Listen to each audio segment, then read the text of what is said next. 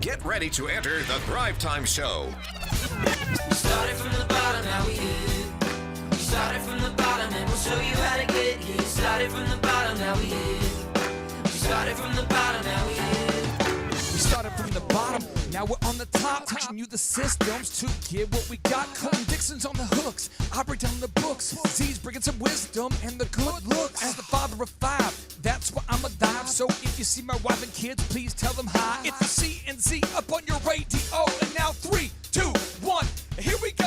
We started from the bottom, now we hit. We started from the bottom and we'll show you how to get. Now, Braxton, every successful person I have met never stops learning. They're never done. It seems like, is that your philosophy too? You're never done? Oh, never, yeah. Okay. You actually, to me, my experience has been that you actually learn more that the older you get if you make a point to never stop learning. You actually learn more, and you look back on things that you thought you knew, and you say, man, I'm getting better. I mean, the law here, the universe, this is the way it works, is that things are supposed to get better for us. And if we look back and be like, well, I learned that in college, but that's what I learned in college, and always go back to that time when we were in school, then you are missing a huge benefit to just getting better and learning more. Well, there's a shameless plug for a book I wrote, and I make like $1 if you buy it, but it's called Will Not Work for Food. And I use it for a lot of, I speak for HR groups or groups of employees. And the book talks about the average person and what we do and what we don't do. The average college graduate, after graduating from college, never reads a book again. Mm-hmm. From cover to cover, they never do. They might buy a book, they might sit on their nightstand, but they never read again after getting the degree. Mm-hmm. So there's kind of that philosophy, like, I went to college, I learned everything I need to know, now I'm done learning. When you actually pick up the book or watch the documentary or listen to the podcast, you'll notice over time as you do it, not just once or twice, but as you make it an active thing in your life, your confidence will go up, and you'll have just a sharper mind than you do when you don't do that. I've gone through periods of time where I haven't read enough, or when I a couple months or whatever, where it's just I've looked back and be like, man, I've been a little bit lazy, and the sharpness of mind and the confidence that you get from consistently learning and consistently, you find enjoyment out of it, and it brings a huge benefit. Final kind of capstone thought on that. I know for me, I schedule 30 minutes every single day to read, and sometimes I don't want to. I say sometimes, most of the time. And then once I do it, I love it. Yep. I do it first thing in the morning. It gives me new ideas. It keeps me from getting stuck in a rut of bad thinking. Yep. I think it's absolutely huge, though, that we are always learning. Now we move on to principle number 3, on to step 3, is we all learn by doing, though. Mm-hmm. Aristotle, the famous philosopher, once said, anything that we have to learn to do, we learn by the actual doing of it. Mm-hmm. What did he mean by that? I think the concepts that are specific are great, but even though they're specific in your mind, they can still be abstract until they get into the doing portion. And the doing makes them concrete. You actually see what you've got up here, you see it in action. And all of us humans, when until we actually do it, it doesn't really become reality. I guess an example would be, I love reading the story of Hobby Lobby and how he built his business. And there was something about going onto his facility and seeing him, I think he rode a bike around the facility. Yeah. And you see 1 million square foot of space, and you see all the products being shipped, and you see how he actually manages his schedule. There's a big difference between that and then reading it. Right. There's an even bigger difference about trying to go back to your own home and do those things. Right. It's like having a schedule up here versus writing it down and putting it on paper. I mean, that's a very simple, basic thing that a lot of people, they don't actually put it down on paper. But anything that we read, any service profit chain or a soft sell in a hard world, until we actually do it, we don't really know how it works. Here's an example of one. I'd like for you to hit on this if you can. There's all these books out there about, well, you just get rich quick buying some real estate. Mm-hmm. It's a late night commercial. It's like, it's 2 a.m. You've had too many, you've got, I don't know what, I don't do this anymore because I'm married and I have kids, but I remember there was a time in my life where it's like 2 a.m. and you're like, just kind of watching channels, and you're eating, and maybe you're having you bought a 1 pound bag of Twizzlers and you're just eating them, and you're like, oh man, I do want to get a shake weight, and I do want to make I do want to make $1 million in 10 minutes. And there's some guys like, well, I live on a beach now, an exclusive resort. I make millions of dollars a day. And all I did was I went to this seminar and I buy real estate and money just comes to me. Yeah. And then for $19.99, you can buy the program. And then there's real talk. Right. You actually are like, okay, I'm going to buy an actual house and flip it. Right. So when you bought, I know you and I did a project together. Yeah. So let's get into it. So you decide, okay, I'm going to flip a house. Right. What kind of realities do you run into when you actually buy the house and you actually are trying to flip it versus the theory of flipping? Like, what kind of things did you learn real quick there? Well, I mean, the reality is that a house is going to have lots of problems no matter what, no matter what house you buy, and so it's not a quick, it's not a quick thing. It doesn't work that way. It takes a lot of, in order to make money in real estate. It's a good example because there's so much out there about getting rich quick, and there's no getting rich quick in real estate. It just doesn't work. I mean, closing costs and commissions and contractors that don't show up and water heaters that break in the middle of your project and flood the whole thing. I mean, it happens. Insurance and taxes and all of these things that people don't take into consideration. I mean, getting a loan and how much it takes to pay that off while you're getting it fixed up. There's so many variables in there that you've got to think of and realize that it takes a lot of work and it takes a lot of planning and a lot of thinking through in order to get to the point where you actually make money. I remember I talked to a buddy of mine who was wanting to flip houses. He went out and bought a house, no money down. This is like before the loan crisis, whatever. Right. He buys a house, no money down. Because he's like, well, you just buy it lower than it's worth, and then you sell it. So he chooses to buy a house in North Tulsa, which, just so you know, North Tulsa has perpetually low real estate prices. It's a community that's struggled, and it's not necessarily a great spot to buy property. So he bought like the nicest house in a terrible neighborhood, but it was half off. Well, then he buys it, and he didn't factor in that someone would break in all the time. He didn't factor in that the closing costs would be outrageous.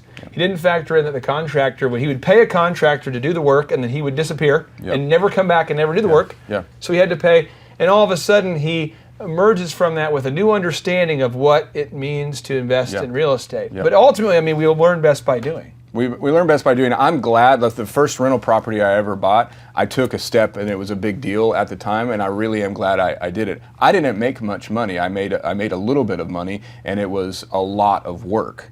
And I know how to do it, but if I hadn't taken that first step and actually doing it, then I would have never done the next thing and the next thing and the next thing. And so I'm glad that I did it, but having ideas that you're going to get rich quick by doing those things is a terrible way of thinking. But getting rich in education is something that you can get. Well, I want to put this down here. This is huge. Any entrepreneur I've ever met, what we do is we define, then we act, then we measure, and then we go in there and I can't write. Okay. Oh man. Okay. So the deal is that we basically define what we want to do, then we act. So like I want to invest in real estate, but then we actually have to do it, and then we have to measure. Like, am I making any money here? And usually right here, this is where you go, oh, because this is fun. This is fun to say, I want to start a business, and then we do it, and then we're like, oh no, I'm not making any money, and then we have to refine. And come on back. And I think most people love doing this. We love talking about, I'm going to start a business. Someday I'm going to start a videography company. Someday I'm going to start a landscaping business. Someday I'm going to do, someday I'm going to do it. You got Monday, Tuesday, Wednesday, Thursday, Friday, Saturday, Sunday. Someday is not actually a day on the calendar, but we say someday I'm going to do it. Then we act. And then we act, we measure it. And then when we measure it, we go, that didn't work. And a lot of people get out of the game right there. Yeah. But you have to refine it and do it again. So now we get into this here. So sometimes it's tough to start doing something when you're paralyzed by fear. Yeah. And we find ourselves working, kind of waiting for that perfect time to make the moves. In fact, Napoleon Hill, who's my favorite self-help author, the famous author once famously wrote, "The time will never be just right. We must act now." In your mind, what's he talking about? Well, I'm a very analytical person. I like to do a lot of measuring in the define stage, and you got to be careful on doing too much measuring, because then you'll never act and never do anything. It's important to measure and define and spend the time, get as much information as you can as quickly as possible, but you can talk yourself out of any good opportunity. It's important not to just jump in. I mean, I don't jump in. That's not my nature. But it's important that you actually get to the act phase of something. I had one of the mentors in my life. He said, "Get the facts, and then act." Yep. And to me, that's always been my move. I'm like, I can make a decision very quickly if I have all the facts. So some people meet me and they'll say, "Man, you made a decision on that really quickly." Well, I had all the facts. Some people will say, they say, "Man, it took forever." So, for example, on Thrive, the set, Dan Robb, our beautiful man doing some filming today, as he's filming, he wants to make the best quality video for you as the viewer. And so Dan Robb will say, "Hey, we need to buy this mic." Well, I don't know what this mic costs. I think it was like, was it $2,800 for this mic? It's a beautiful microphone, just beautiful. I think it's like $2,800 for this microphone. Yeah. So I'm like, well, talk to me about how much this microphone, tell me why we need this mic. Tell me, sell it to me. And then once I know the facts and I talk to a guy, Mr. Mitchell, and he says, "Well, that's the mic you need." And then I talk to another guy and he says, "That's the mic they use on TV programs everywhere." Then I can make the decision.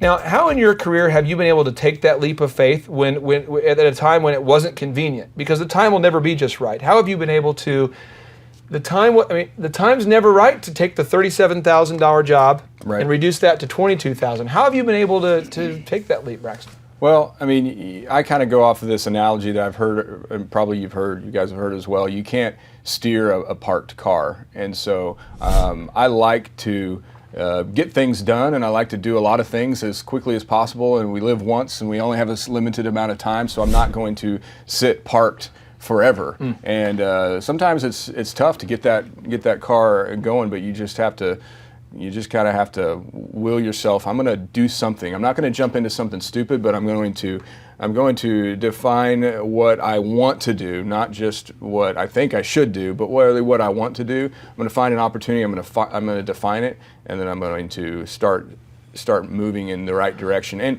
the measure phase afterwards always looks different than the measure phase at the beginning. But that's okay. That's where you refine and you make it better, and the next time you get it better and better and better, and that's the way it should work. I want to give a couple examples real quick here just so we don't lose this. I think it's really important. Walt Disney lost it all. So if you look over there, Walt Disney, he says the way to get started is to quit talking and begin doing. All of our dreams can come true if we have the courage to pursue them. He lost it all though. Real talk. If you look up, just Google Walt Disney and the word dog food. You'll quickly discover that he actually ate dog food because he didn't have enough money to provide for his family. So he resorted to eating dog food to basically reduce his cost of living. Henry Ford lost it all. Yep. Donald Trump basically has lost it all a couple times. I challenge you to look into the history of these people. Conrad Hilton basically lost it all. The Hershey guy went into bankruptcy. The Heinz ketchup guy lost it all. There's very few people that have they start a business. So when you say it looks very different, it's always you kind of define what you want to do, right. You act, and then you go, uh-oh. I remember when I first got into commercial real estate, I worked with a company that paid me the landscaping commission-based thing. It prepared me for real estate where I made quite a bit of money, and it was in a situation where I got paid a very low salary at first and then plus a commission. And ultimately the goal was to go on full commission, and that was a big step. And I remember at that point going, I could lose it all because I don't have anything to fall back on, and I define it. I have the facts. I know that the deals that I've got going and the pipeline that I have, I'm going to do okay, but ultimately there's that fear that can creep in, and I defined it, I measured it, but then I took the action to go out on my own, to go on 100% commission, and I was willing to fall on my face, but I took that action, and then I had to refine, I had to get better, I had to measure all along the way, on a weekly basis. But that's where things got really good, was when I took that action to step out of that fear and take it to the next level. And I don't know whether you've ever made a conscious decision to do this, but I will say this, because I've partnered with you in real estate, you are one of the fastest learners I've ever met, where you don't know what you're doing, and then you will go from not knowing what you're doing to learning quicker than almost anyone I've ever met. And just an example, recently you had an opportunity to take a dream job, to work for an outstanding ministry here in Tulsa. If you get a chance to check it out, it's called Church on the Move. It's awesome, just awesome. It's like if even if you don't like church or want to go to church, if you'll just check out, just from a production value, it's phenomenal. Yeah. And you find yourself ministering to kids. Like you actually teach kids. Yeah. And you had to learn to do teaching for kids. Right. Talk to me about how you learn so quickly. I mean, do you just dive into reading everything you can or watching, or how did you go from not really knowing how to teach kids into being outstanding at it, frankly? Yeah, I think I like life, and then I find something that I like to do. I think I can do that. I just need to learn as much as possible. And so almost like a daily evaluation, how can I get better at, in the situation I'm in right now, how can I get better at communicating? How can I get better at communicating in a simple way? How can I take what I'm doing now and leverage it to do something else? I'm not everybody likes to jump around and do a lot of things at once. I like to do lots of different things at once. And so in order to dive in and start taking action, you do have to be confident enough in your abilities to gather as much information as possible, but then always evaluate how you can get better. Because you're learning on the job. You're self-aware, though, of whether you're good or not good at something. You have to be honest with yourself. You have to tell yourself that wasn't good, and then make it better. I see a lot of salespeople who are like, I'm awesome. I'm awesome. These leads are bad leads. These are bad leads. So you'll see a guy who's like, he'll graduate, or he's new to the job. He comes in from college or new from some other job. One business I worked with recently, and I won't mention the guy. I'm going to change the guy's name. We'll call him like Eddie, okay? But Eddie took a job at this staffing company, and he starts telling the boss, I know sales. And I'm thinking, well, if Eddie knows sales so much, why is Eddie so close to the poverty here? But anyway, Eddie decides to take his bad system, because his other company wasn't nice or wasn't fair, so he quit that job. Now he's working at this new company. Right. And he's bringing his bad system to a new job, and he's terrible. Yeah. Not setting any appointments, not closing any deals, not making any money. And instead of realizing that he's a bad salesperson and he needs to get better, he begins to say, well, this is a bad industry, the economy's horrible, these leads, we need better leads. And he literally in the meeting is going, these leads are terrible. And we're like, and the owner says, well, I started my career by calling through the phone book. You have qualified leads. So how are you able to say self-aware? Because you are very critical of yourself. I've heard you do it where you're like, well, I just need to get better in this area. Yeah. How are you, have you taught yourself to do this? Or I mean, what is your process? Because I think that's not very common for people to be self-aware and not blame somebody else. I guess I don't know exactly where that comes from. I just know that if I'm not honest with myself, I'm going to keep doing the same thing over and over again and I'm going to get the same results. It's like playing a video game and just doing the same thing and getting killed by the obstacle or whatever. We've got obstacles in whatever we do, and it's not the obstacle itself that makes us stronger, but it's the response to the obstacle. So it's our response that matters. So for you and I, it's like, how can we make this calling script better? I've been calling, and you listened to me whenever I would call commercial real estate people, and then we would refine it, and it didn't hurt my feelings. It's like, well, we're getting better. For me now, I speak every week to 500 people, and so I film myself, and then I show people, even people that are not in the industry of like public speaking, I just say, be honest with me. And at first, people are, I don't want to hurt your feelings, and I have to make a culture around myself of, hey, I don't get my feelings hurt. If you just tell me the truth, I will value it greatly. And so people will say, oh, well, when you said that, it sounded a little funny. Great, that's like gold to me. How can I write that down and make that better for the next time? And so being willing to have some thick skin so that the value of getting better is there. So if you're watching this right now, what I want you to do is I want you to take a sheet of paper out or type it on the screen here. What is your biggest limiting factor? What is your biggest limiting factor? What are you terrible at right now? What is the thing that you right now are not good at? Are you not good at making cold calls? Are you mortified about asking people to invest in your business idea? Are you just scared beyond belief to start your own business? Are you terrible at accounting?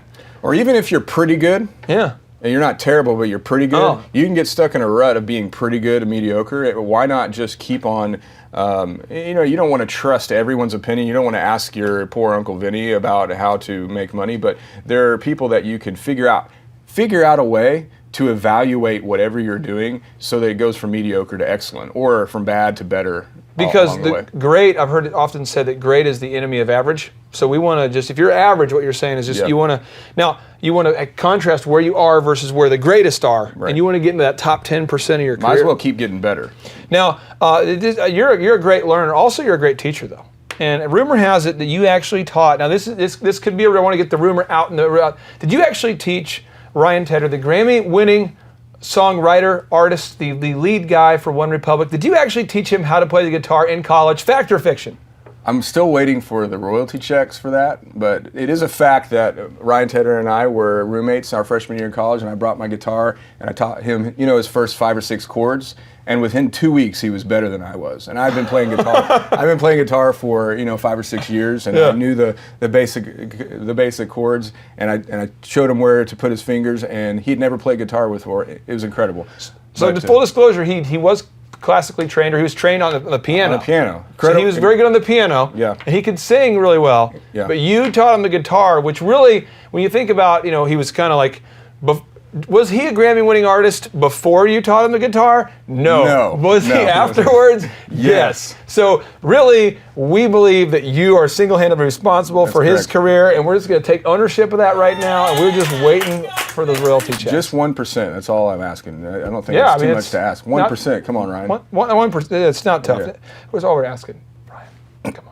Okay, so now that he's moving on, he's writing songs for Beyonce and Adele and that kind of thing. You're throwing yourself in that mix just because you're sitting here with me. You're like 1%. That's all we're asking. Oh, I did say that. Yeah. I ultimately assumed that's the entrepreneur in me. I'm an opportunist. I saw an opportunity to say we, but I'm going to go ahead and just be self-aware and say we, as in everyone on the set. If you can just film just around the room real quick, the little, look at this guy Tyler, Spence, the little kids. Look at the children. Look at the children. We got Lee. The children. Look at the children, Ryan. They all deserve 1%. That's all we're asking for. And in the total, we're only asking for like 9%, 1% for each of us.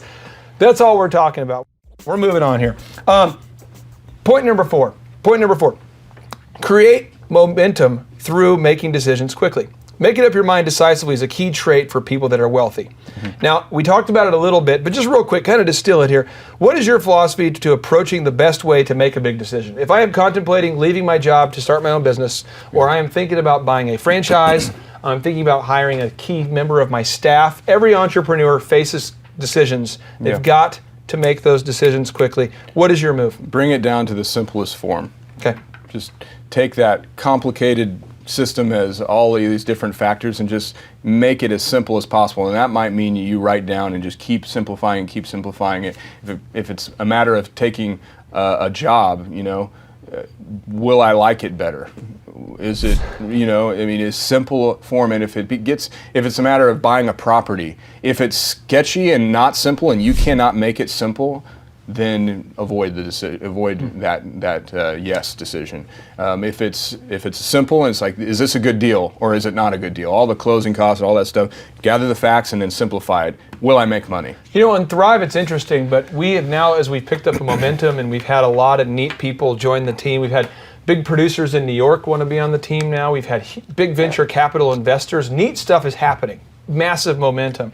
When someone wants to put in money, I'm thinking, well, if someone wants to invest money, I'm going to offer them these certain terms, and it gets kind of complicated because they'll say, well, I would like to put in $2 million, but I'd also like to be able to have executive decision over this. And I have to decide, is it worth giving up this decision-making power for this income? And frankly, I'm saying, no, it's not. It's not worth it. But sometimes I think when you have a complicated decision, if you can just make a little chart of all the pros and all the cons and sort of evaluate it, it's big. But this works really well in sales too, and it's a little bit of a deviation. But if you're helping someone make a decision, I was doing a real estate transaction the other day, and it was like, you have a right to terminate for this much penalty at this month, 24 months, and then 36 months, and 48 months. And it was like all these different rights to terminate a lease.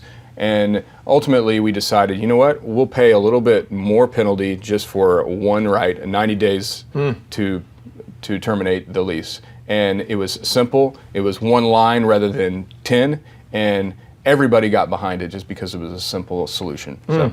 Now, Brian Tracy, the famous success author, he famously wrote, "Decisiveness is a character of high-performing men and women. Almost any decision is better than no decision at all."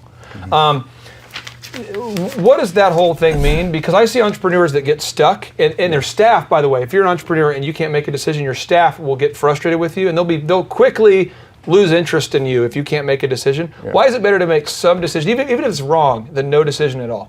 Because maybes dilute focus, and you can very easily have a lot of maybes just in the pipeline, and it actually drains your energy.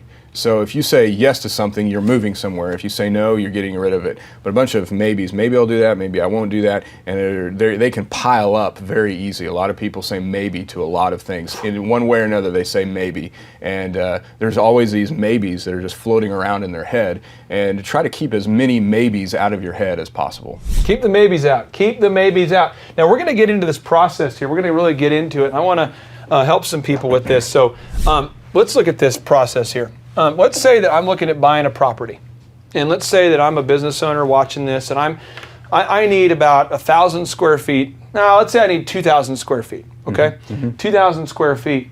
I've said to you, I need 2,000 square feet. You're the real estate transactor. I'm the owner. I need 2,000 square feet. When we say define, under the context of a real estate transaction, what are some of the things I should define if I want to go out there and get 2,000 square feet? Like, how would you approach that? As an entrepreneur, how should I approach that? What other things should I be defining before I start taking some action? Where? Where? Okay. Yeah. So we do the where. And this is, by the way, I'm walking you through specifically a real estate transaction, but this is for anything you do. Pretty much, you have where. I think you have who. Like who are you going to work with? Who are you involved with? Yep. How much? How much? Okay, how much? You've got what type of space? So what type? Retail, warehouse. It could be office. I think why. Like why? I mean, this is one thing that's huge to define that. I know. Just recently, I was talking to a venture capital guy, and he says, "Well, I would put in $1.5 million, but I want to make sure that Thrive offers accredited degrees for people." And I'm going, the whole reason why we've created Thrive is to help people move beyond surviving quickly, not to be a place where we can go to get accredited degrees. So I'm not going to create a layer of bureaucracy and formality around our business for the sake of getting money, as I would have compromised my very reason for even doing it, my why. I think when is big. When? And this could be any decision. I mean, if you're thinking about hiring somebody right now, when do you need to hire them? Why do you need to hire them? What type of human are you going to hire? How much are you going to pay them? Who? Where? Anything else you feel like anything else we should probably be asking here? Or is that pretty good for now? It's good for now. Okay, so then we move on to acting. Acting meaning we got to pick up the phone. It doesn't matter what you're doing. If you're hiring a staff person, if you're going to lease space, I have to call you. Right. And there's going to be, so I have to take action, and it usually starts with a call. Right. So I'm thinking right now, I've got a guy I'm working with, Arthur Greeno, and you guys watching this, hopefully it probably will have happened by the time you've seen this, but there is a kid in town who has cerebral palsy, and the kid can only use his eyes. He has taught himself to communicate using only his eyes. His name is Keith, and Keith is writing a business plan for his ice cold lemonade stand. Stand for something is the slogan. This kid's like, young kid, using his eyes, he's taking action though to write a business plan. Not really sure what to do next, but he instinctively is taking action. By taking action, he got in front of Arthur Greeno, who's a very wealthy Tulsa business owner, and now we're in the process of helping this kid build his own business.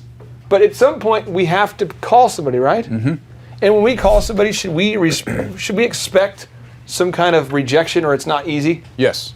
Okay. Yeah. If you're doing a PR pitch, usually you have to make 10 to 15 outbound calls before you even get one answer. Yeah. Even when you're looking to be the buyer on something like this, you're wanting to be a tenant and you're looking for 2,000 square feet, if you call a person and they may not flat out reject you, but they'll give you a lot of maybes, which is the same as a rejection. They will not take action themselves, so you have to continue. It might take you calling 5 people just to get somebody who will take your money. I will give you an example. You and I have worked on some big deals together, and I know recently I had a chance to, David Robinson is now a part of the Thrive team, so it's exciting. We've been reaching out to Dave. I don't know how many calls I made out to people who know David Robinson and or to David Robinson personally, but I'm going to say it's over 50 for one deal. I know to find this office space that we're in right now, you helped us find this building.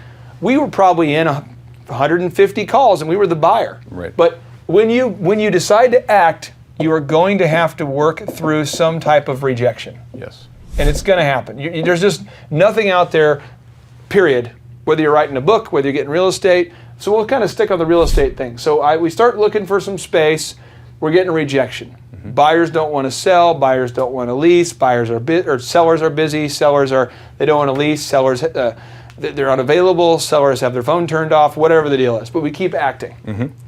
What about when you start to get a little frustrated? Do you keep acting then?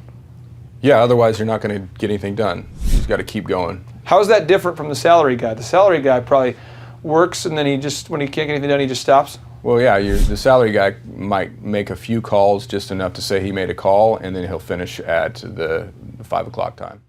JT, do you know what time it is? 4:10.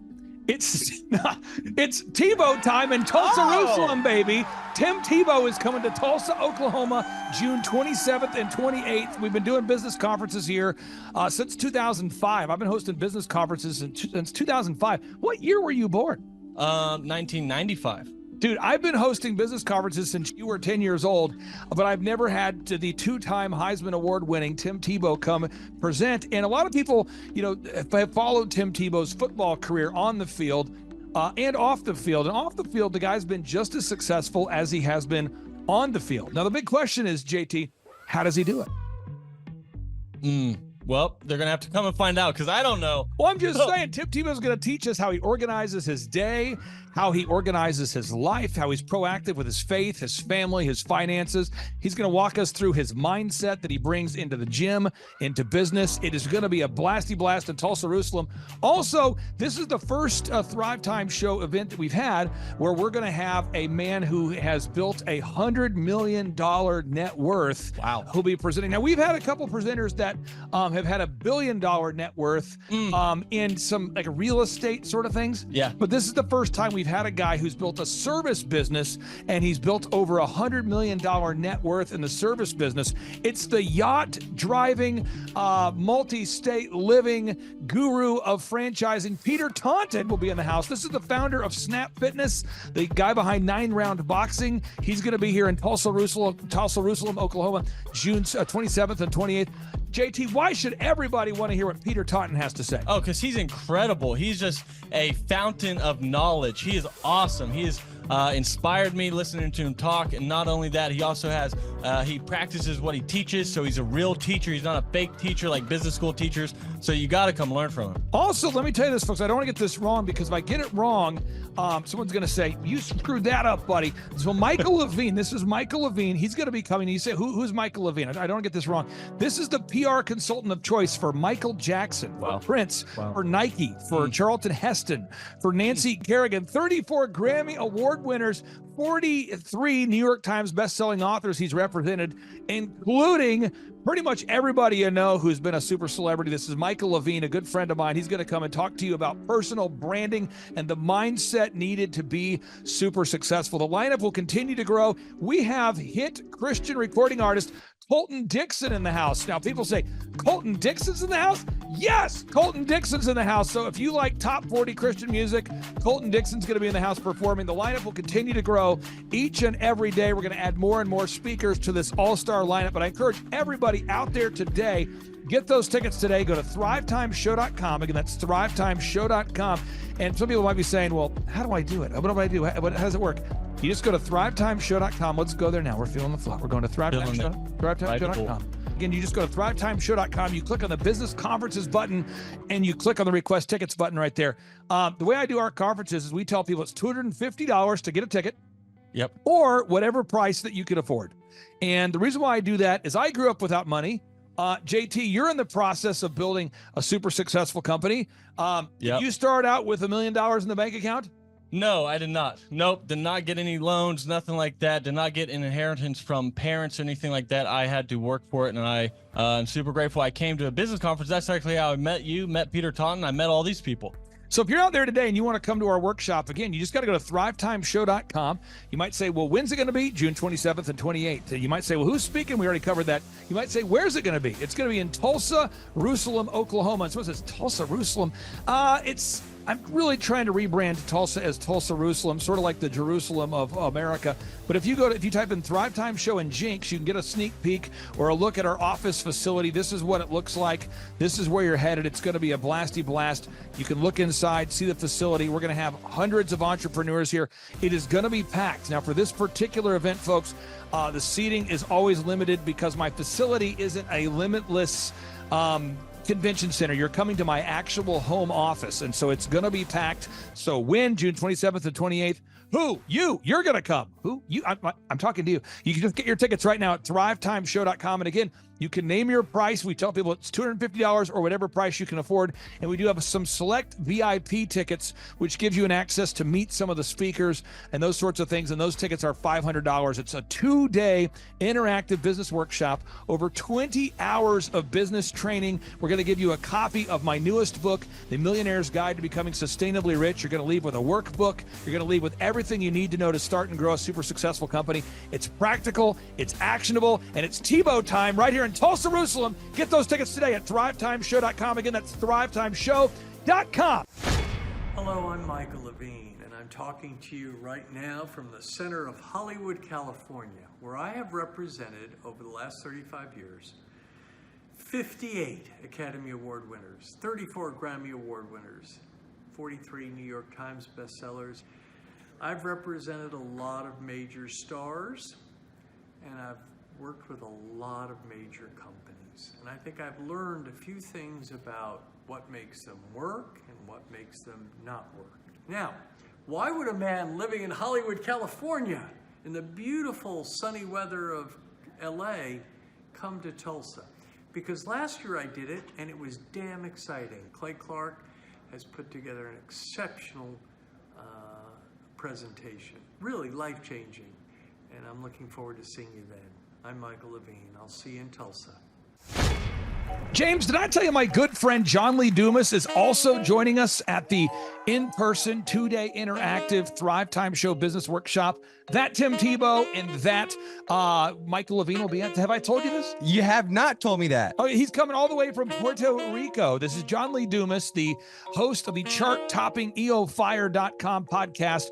He's absolutely a living legend. This guy started a podcast after wrapping up his service in the United States military, and he started recording this podcast daily in his home, to the point where he started interviewing big-time folks like Gary Vaynerchuk, like Tony Robbins, and he just kept interviewing bigger and bigger names, putting out shows day after day. And now he is the legendary host of the EO Fire podcast, and he's traveling all the way from Puerto Rico to Tulsa, Oklahoma to attend the in-person June 27th and 28th Thrive Time Show 2-day interactive business workshop. If you're out there today, folks, you've ever wanted to grow a podcast, a broadcast, you want to improve your marketing, if you've ever wanted to improve your marketing, your branding, if you've ever wanted to increase your sales, you want to come to the 2-day interactive June 27th and 28th Thrive Time Show Business Workshop featuring Tim Tebow, Michael Levine, John Lee Dumas, and countless big-time super successful entrepreneurs.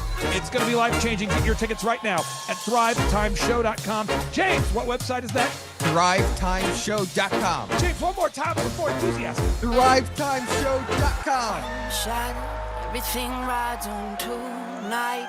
Even if I got 3 strikes, I'ma go for it. This moment, we own it. I'm not to be played with because it could get dangerous. See these people I ride with. This moment, We own it.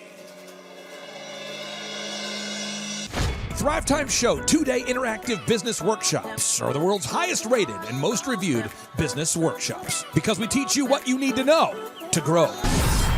You can learn the proven 13-point business systems that Dr. Zellner and I have used over and over to start and grow successful companies. I mean, we get into the specific steps on what you need to do to optimize your website.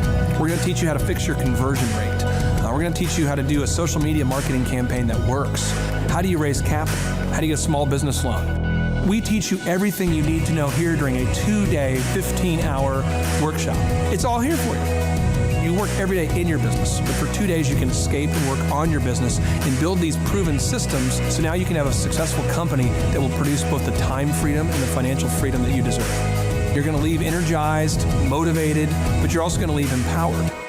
The reason why I've built these workshops is because as an entrepreneur, I always wish that I had this. And because there wasn't anything like this, I would go to these motivational seminars, no money down, real estate, Ponzi scheme, get motivated seminars, and they would never teach me anything. It was like you went there and you paid for the big chocolate Easter bunny, but inside of it, it was a hollow nothingness. And I wanted the knowledge, and they're like, oh, but we'll teach you the knowledge after our next workshop. And the great thing is we have nothing to upsell. At every workshop, we teach you what you need to know. There's no one in the back of the room trying to sell you some next big get-rich-quick, walk-on-hot coals product. It's literally, we teach you the brass tacks, the specific stuff that you need to know to learn how to start and grow a business. And I encourage you to not believe what I'm saying, and I want you to Google the Z66 auto auction. I want you to Google elephant in the room. Look at Robert Zellner and Associates. Look them up and say, are they successful because they're geniuses, or are they successful because they have a proven system? When you do that research, you will discover that the same systems that we use in our own business can be used in your business. Come to Tulsa, book a ticket, and I guarantee you it's going to be the best business workshop ever, and we'll even give you your money back if you don't love it. We've built this facility for you, and we're excited to see you. And now you may be thinking, what does it actually cost to attend an in-person 2-day interactive Thrive Time Show business workshop? Well, good news. The tickets are $250 or whatever price that you can afford. What? Yes, they're $250 or whatever price you can afford. I grew up without money, and I know what it's like to live without money. So if you're out there today and you want to attend our in-person 2-day interactive business workshop, all you got to do is go to thrivetimeshow.com to request those tickets. And if you can't afford $250, we have scholarship pricing available to make it affordable for you. I learned at the Academy, Kings Point in New York. Acta non verba. Watch what a person does, not what they say. Whoa. Good morning, good morning, good morning. Robert Kiyosaki, the Rich Dad Radio Show. Today I'm broadcasting from Phoenix, Arizona, not Scottsdale, Arizona. They're close, but they're completely different worlds. And we have a special guest today. Definition of intelligence is if you agree with me, you're intelligent. And so this gentleman is very intelligent. I've done this show before also, but very seldom do you find somebody who lines up on all counts. And it's a Mr. Clay Clark. He's a friend of a good friend, Eric Trump. But we're also talking about money, bricks, and how screwed up the world can get in a few and a half hours. So Clay Clark is a very intelligent man, and there's so many ways we could take this thing.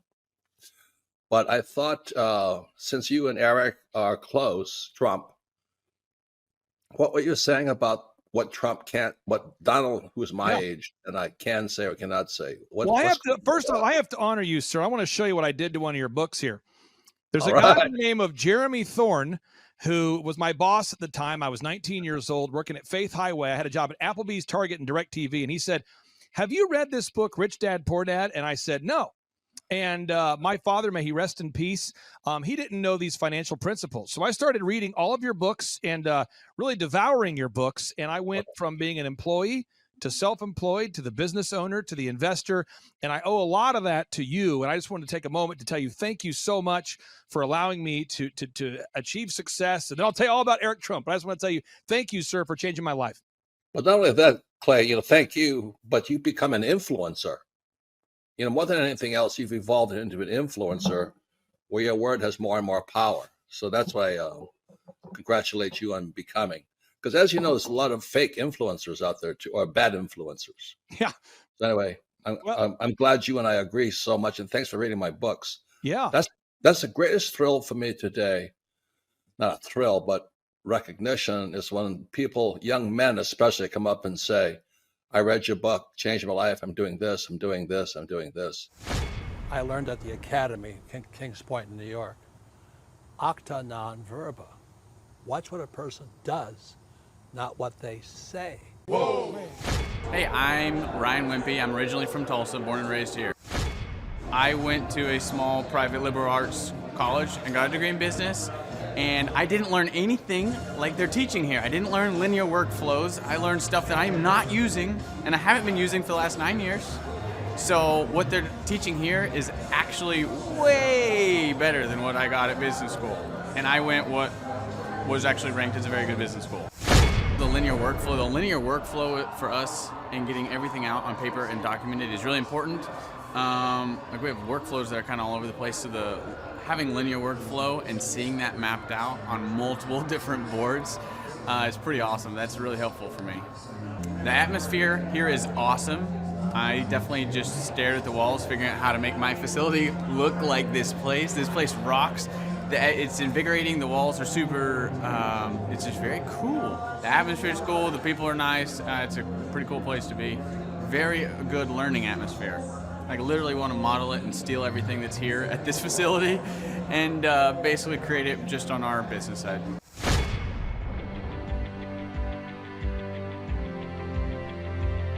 Once I saw what they were doing, I knew I had to get here at the conference. It is probably the best conference or seminar I've ever been to in over 30 years in business. You're not bored. You're awake, alive the whole time. It's not pushy. They don't try to sell you a bunch of things. I was looking to learn how to just get control of my life, my schedule, and just get control of the business. Planning your time, breaking it all down, making time for the F6 in your life, and just really implementing it and sticking with the program. It's really lively. They're pretty friendly, helpful, and very welcoming. I attended a conference a couple months back, and it was really the best business conference I've ever attended. At the workshop, I learned a lot about time management, really prioritizing what's the most important. Biggest takeaways are, you want to take a step-by-step approach to your business. Whether it's marketing, what are those 3 marketing tools that you want to use, to human resources. Some of the most successful people and successful businesses in this town, their owners were here today because they wanted to know more from Clay, and I found that to be kind of fascinating. The most valuable thing that I've learned is diligence, that businesses don't change overnight. It takes time and effort, and you got to go through the ups and downs of getting it to where you want to go. He actually gives you the roadmap out. I was stuck, didn't know what to do, and he gave me the roadmap out step by step. We've set up systems in the business that make my life much easier, allow me some time freedom. Here you can ask any question you want. They guarantee it'll be answered. This conference motivates me and also give me a lot of knowledge and tools. It's up to you to do it. Everybody can do these things. There's stuff that everybody knows, but if you don't do it, nobody else can do it for you. I can see the marketing working, and it's just an approach that makes sense. Probably the most notable thing is just the income increase that we've had. Everyone's super fun, it's super motivating. I've been here before, but I'm back again because it motivates me. Your competition's going to come eventually, or try to pick up these tactics. So you better, if you don't, somebody else will. I'm Rachel with Tip Top Canine, and we just want to give a huge thank you to Clay and Vanessa Clark.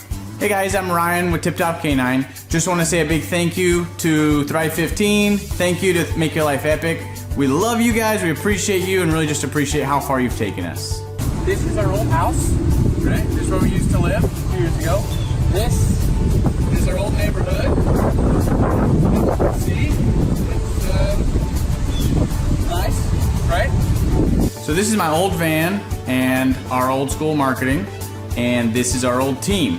And by team, I mean it's me and another guy. This is our new house with our new neighborhood. This is our new van with our new marketing, and this is our new team. We went from 4 to 14, and I took this beautiful photo.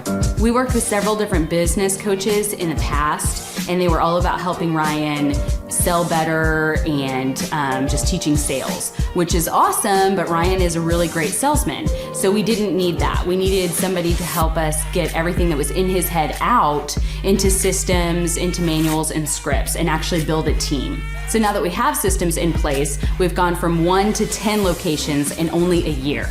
In October 2016, we grossed 13 grand for the whole month. Right now it's 2018, the month of October. It's only the 22nd. We've already grossed a little over 50 grand for the whole month, and we still have time to go. We're just thankful for you, thankful for Thrive and your mentorship, and we're really thankful that you guys have helped us to grow a business that we run now instead of the business running us. Just thank you times 1,000. So we really just want to thank you, Clay, and thank you, Vanessa, for everything you've done, everything you've helped us with. We love you guys.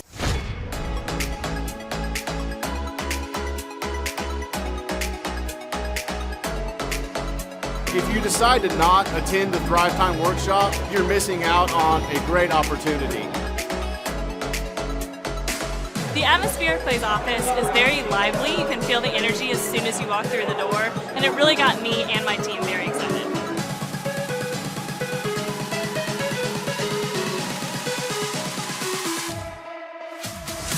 If you decide not to come, you're missing out on an opportunity to grow your business. Bottom line. Love the environment.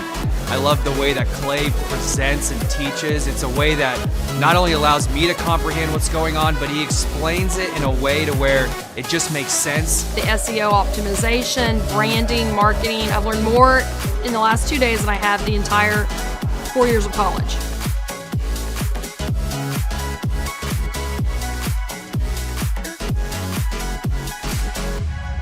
The most valuable thing that I've learned, marketing is key.